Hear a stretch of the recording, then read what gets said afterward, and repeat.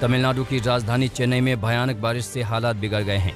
लगातार हो रही बारिश के कारण शहर के कई हिस्सों में पानी भर गया है, जिसके चलते यातायात भी प्रभावित है। अधिकारियों ने चेन्नई के कई इलाकों में बाढ़ की चेतावनी जारी की है। प्रदेश में लगातार हो रही बारिश ने जनजीवन अस्त व्यस्त कर दिया है। मौसम विभाग की ओर से कई जिलों में भारी बारिश की चेतावनी को देखते हुए एनडीआरएफ को बैकअप पर रखा गया है, तो वहीं भारी बारिश के चलते शिक्षा विभाग ने प्रभावित जिलों के स्कूल कॉलेजों में 2 दिन की छुट्टी की घोषणा कर दी है।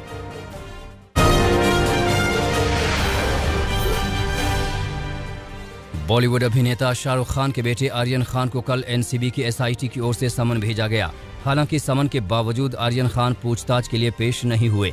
बताया जा रहा है कि एनसीबी की विशेष जांच टीम जिन 6 मामलों की जांच कर रही है, उनमें जितने भी आरोपी हैं सभी को पूछताछ के लिए बुलाया जाएगा।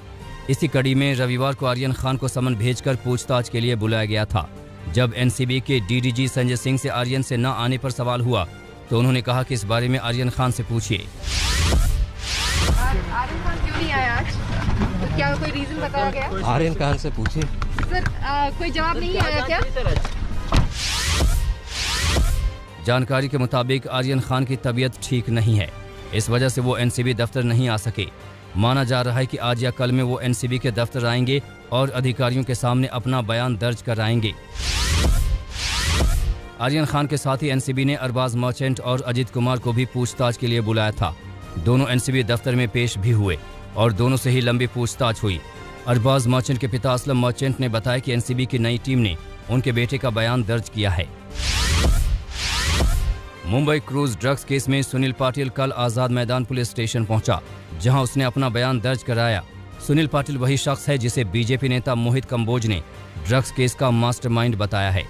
मोहित कंबोज ने आरोप लगाया था कि एनसीपी से जुड़े सुनील पाटिल ने ही पूरे मामले की साजिश रची। हालांकि आज तक से एक्सक्लूसिव बातचीत में सुनील पाटिल ने मोहित कंबोज के सभी आरोपों को खारिज कर दिया। साथ ही कहा कि किरण गोसावी से भी उनका कोई संबंध नहीं है। उससे पहले आप मेरा सीडीआर निकालो, चाहे कुछ भी निकालो, उससे कांटेक्ट में था ही नहीं। तो किरण गोसावी, तो जो मोहित कंबोज ने कल बोला कि किरण गोसावी मेरा आदमी है, मेरा संबंध ही नहीं है। मोहित जी कुछ भी निकाले, किरण गोसावी से मेरा 4 सितंबर या 6 सितंबर के बीच में बात हुई थी, तो उसको कुछ काम था, तो इसके लिए मुझे फ़ोन कर रहा था। क्रूज ड्रग्स केस में महाराष्ट्र सरकार के मंत्री नवाब मलिक ने गंभीर आरोप लगाते हुए दावा किया कि शाहरुख खान के बेटे आर्यन खान का किडनैप किया गया था और फिरौती मांगी गई थी। उन्होंने इस मामले को अपहरण और फिरौती का केस बताया। इतना ही नहीं, नवाब मलिक ने यह भी दावा किया कि वानखेड़े आर्यन की किडनैपिंग की साजिश का हिस्सा थे। इन आरोपों पर एनसीबी अधिकारियों ने कहा कि मलिक आरोप लगाने की बजाय अदालत क्यों नहीं जाते। उन्होंने आगे कहा कि वानखेड़े सैम डिसूजा के संपर्क में नहीं थे और न ही डिसूजा हमारा इन्फॉर्मर था। बताया जा रहा है कि सैम डिसूजा ने ही क्रूज पर ड्रग्स पार्टी होने की जानकारी दी थी, जिसके बाद छापा मारा गया था। इस मामले में आर्यन खान को गिरफ्तार किया गया था।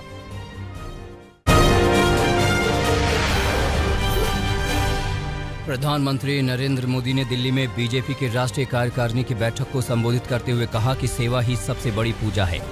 पीएम ने कहा कि कोरोना काल में कार्यकर्ताओं ने सेवा की नई संस्कृति की शुरुआत की है। पीएम मोदी ने बीजेपी के कार्यकर्ताओं से सामान्य जन के बीच विश्वास बढ़ाने की अपील की।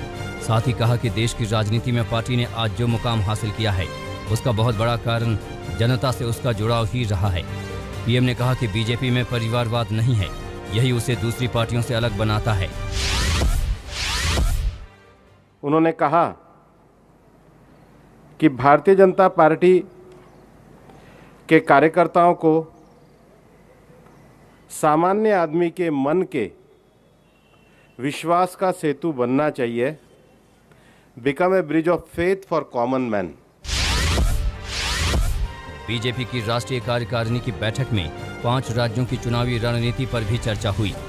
इसके अलावा जम्मू कश्मीर, आर्टिकल 370, किसान, पश्चिम बंगाल में चुनावी हिंसा को लेकर चर्चा हुई। इस बैठक में बंगाल में बीजेपी कार्यकर्ताओं की मौत को लेकर भी प्रस्ताव पास हुआ। इसके अलावा यूपी, पंजाब, गोवा, मणिपुर और उत्तराखंड के चुनाव को लेकर प्रेजेंटेशन दिया गया। पेट्रोल डीजल के दामों को लेकर पंजाब के लोगों को भी कुछ राहत मिली है। पंजाब सरकार ने पेट्रोल के दाम में 10 रुपए और डीजल के दाम में 5 रुपए की कटौती की है। पंजाब के मुख्यमंत्री चरणजीत सिंह चन्नी ने रविवार को कैबिनेट बैठक के बाद पेट्रोल डीजल के दामों में कमी का ऐलान किया। दरअसल दिवाली से ठीक पहले केंद्र सरकार की तरफ से पेट्रोल पर 5 रुपए और डीजल पर 10 रुपए प्रति लीटर की एक्साइज ड्यूटी घटाई गई थी, जिसके बाद बीजेपी शासित और बीजेपी के साथ गठबंधन वाले राज्यों ने भी तेल के दामों में कटौती की, जिसके बाद से बीजेपी कांग्रेस शासित राज्यों पर पेट्रोल डीजल के दाम कम करने का दबाव बना रही थी। दिल्ली में प्रदूषण खतरनाक स्तर पर बना हुआ है। इस बीच दिल्ली के पर्यावरण मंत्री गोपाल राय ने केंद्र सरकार को इमरजेंसी मीटिंग बुलाने के लिए चिट्ठी लिखी है। गोपाल राय ने कहा कि लगातार पराली जलाने की घटनाएं बढ़ रही हैं। गोपाल राय ने कहा कि पूरी दिल्ली पिछले 3 दिन से प्रदूषण की मार झेल रही है। दिल्ली की हवा दम घूंटू बनी हुई है। पूरी दिल्ली इससे चिंतित है। 1 नवंबर से प्रदूषण स्तर में जो बदलाव हुए उसे लेकर डीपीसीसी के साइंटिस्ट के साथ हमने अध्ययन किया। इसके मुताबिक पराली जलाने की घटनाएं कम नहीं हुई तो दिल्ली को ऐसे माहौल से गुजरना पड़ेगा।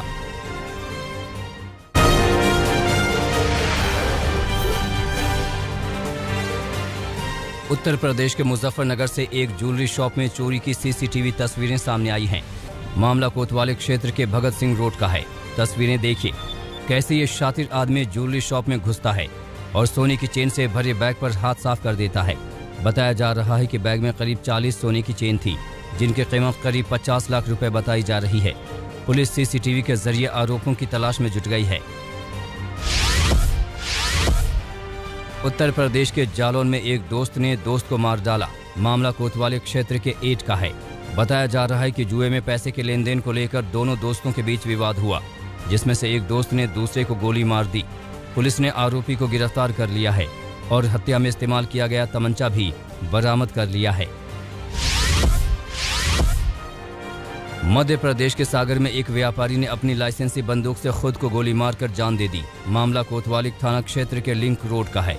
बताया जा रहा है कि व्यापारी 5 सालों से कैंसर से जूझ रहे थे। पुलिस ने शव के पास एक सुसाइड नोट भी बरामद किया है, जिसमें व्यापारी ने लिखा है कि वो होश और हवास में अपनी लाइसेंसी बंदूक से खुद को खत्म कर रहे हैं। झारखंड के लातेहार में दर्दनाक सड़क हादसे में 3 लोगों की जान चली गई। ये सड़क हादसा बालूनाथ थाना क्षेत्र में हुआ। बताया जा रहा है कि रामघाट के पास मोटरसाइकिल और ट्रैक्टर की सीधी टक्कर हुई, जिसमें 3 लोगों ने मौके पर ही दम तोड़ दिया। पुलिस आगे की तफ्तीश कर रही है। महाराष्ट्र के डोंबिवली में कांग्रेस नेता संजय दत्त पर एक गैस डीलर को बंधक बनाकर पीटने का आरोप लगा है। आरोपों के मुताबिक डोंबिवली वेस्ट में कांग्रेस के पूर्व विधायक संजय दत्त की गैस एजेंसी है। इसी गैस एजेंसी में पीड़ित गैस डीलर है। बताया जा रहा है कि गैस डीलर ने आरोपी से एडवांस में पेमेंट मांगी थी, जिसके बाद नाराज कांग्रेस नेता ने उसे दफ्तर में बंधक बनाया और जमकर पीटा। पुलिस ने मामला दर्ज कर लिया है और आगे की जांच कर रही है।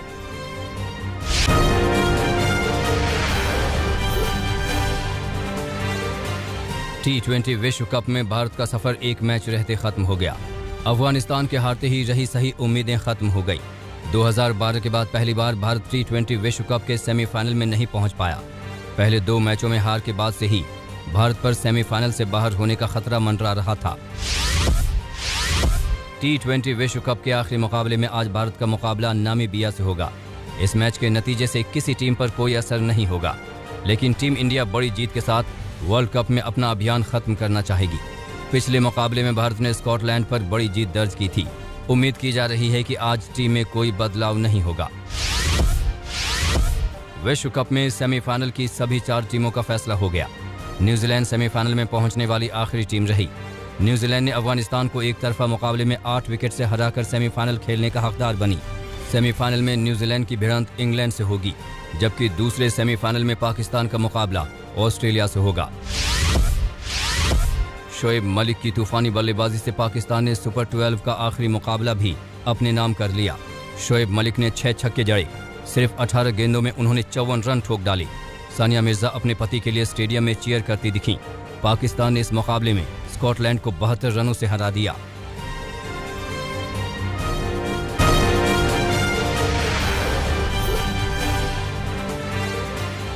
इराकी प्रधानमंत्री को निशाना बनाकर किए गए ड्रोन से हमले के बाद सुरक्षा बढ़ा दी गई है। हमले के बाद राजधानी बगदाद में सुरक्षा व्यवस्था पूरी तरह से कड़ी कर दी गई है और पूरे इलाके को किले में तब्दील कर दिया गया है। चप्पे चप्पे पर सुरक्षाकर्मी तैनात नजर आए। पश्चिमी देशों के साथ परमाणु वार्ता से पहले ईरान की सेना ने ओमान की खाड़ी में युद्धाभ्यास शुरू किया। इसे ज़ुल्फ़िकार 1400 नाम दिया गया है। अभी ये नहीं बताया गया है कि अभ्यास कब तक चलेगा। यह अभ्यास ऐसे समय में हो रहा है जब ट्रंप द्वारा ईरान के 2015 के परमाणु समझौते को लेकर दोनों देशों के बीच तनाव काफी बढ़ा हुआ है। उत्तर कोरिया ने अपनी रक्षा क्षमता को मजबूत करने के लिए तोपों से गोलीबारी का अभ्यास किया है। बताया जाता है कि यह कदम नए हथियारों की जांच के तहत उठाया गया है। उत्तर कोरिया ने अक्टूबर महीने में भी एक बैलिस्टिक मिसाइल दागी थी। माना जा रहा है कि यह अभ्यास अमेरिका और दक्षिण कोरिया पर दबाव बनाने के लिए किया गया है। ग्लोबल वार्मिंग को लेकर स्कॉटलैंड की राजधानी ग्लासगो में चल रही बैठक के बीच बड़े पैमाने पर प्रदर्शन हुए। बैनर पोस्टर लेकर बड़ी संख्या में लोग सड़कों पर उतरे और दुनिया भर के नेताओं के खिलाफ मार्च निकाला। प्रदर्शनकारियों ने जलवायु संकट से निपटने के लिए कड़े कदम उठाने की मांग की। इथियोपिया की राजधानी अदिस अबाबा में सेना के समर्थन में बैनर पोस्टर लेकर हजारों लोग सड़कों पर उतरे। प्रदर्शनकारियों ने सैनिकों और आम लोगों के खिलाफ हो रहे अत्याचार की निंदा की। इसी हफ्ते इथियोपियाई सरकार ने देश में आपातकाल की घोषणा कर दी थी।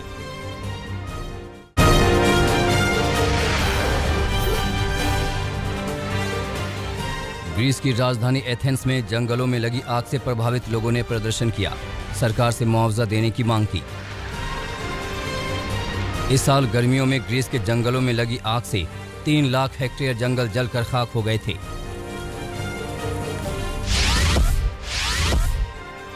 लीबिया की प्रेसिडेंसी काउंसिल ने विदेश मंत्री नजला मंगोश को निलंबित कर दिया।